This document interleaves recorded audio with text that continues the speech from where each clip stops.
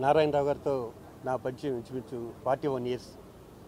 83, 84లో ఈ ఫిల్మ్ ఇన్స్టిట్యూట్లో ఉండగా ఈయన అప్పటికే స్టార్. ఈయన అంటే అప్పటికే రజనీకాంత్ గారితోనూ చిరంజీవి గారితోనూ అందరితోనూ సినిమాలు చేసి చాలా మంచి గుర్తింపు పొందిన వ్యక్తి.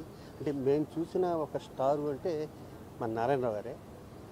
తర్వాత మా చైర్మన్ గారు భీమవస్వన్ గారు ఈయన చుట్టాలు అవటం వల్ల ఇన్స్టిట్యూట్లో ఈయన వచ్చి మా క్లాసులు తీసుకునేవారు. 2 ఇయర్స్లో మైమ్ అని, మూమెంట్ అని ఇలా క్లాసులు తీసుకునేవారు. ఈయన కూడా మద్రాస్ ఫిల్మ్ ఇన్స్టిట్యూట్ నారాయణరావు గారు. ఈ చిరంజీవి గారు వీళ్ళందరికన్నా సీనియర్ ఈయన అక్కడ.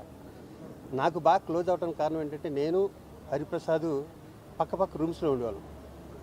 హరిప్రసాద్, సుధాకరు, ఈ నారాయణరావు గారు వీళ్ళంతా కలిపి చిరంజీవి గారితో వాళ్ళతో సినిమా తీయటం, అది నేను ఇన్స్టిట్యూట్లో ఉన్నప్పుడు పరిచయం అవడంతో నన్ను చాలా ఆప్యాయంగా తమ్ముడు అని పిలిచేవారు. మన దాకా లాస్ట్ 3 ఇయర్స్ నుంచే దీనికి హెల్త్ బాగాలేదని తెలిసింది. ఎనిహో ఇంత మంచి ఆర్టిస్టు, ఇంత మంచి మనిషి లేకపోవటం అనేది సినీ పరిశ్రమకి, మాలాంటి స్నేహితులకి అందరికీ దురదృష్టకరం. ఈ ఆత్మకి శాంతి చేకూరాలని నేను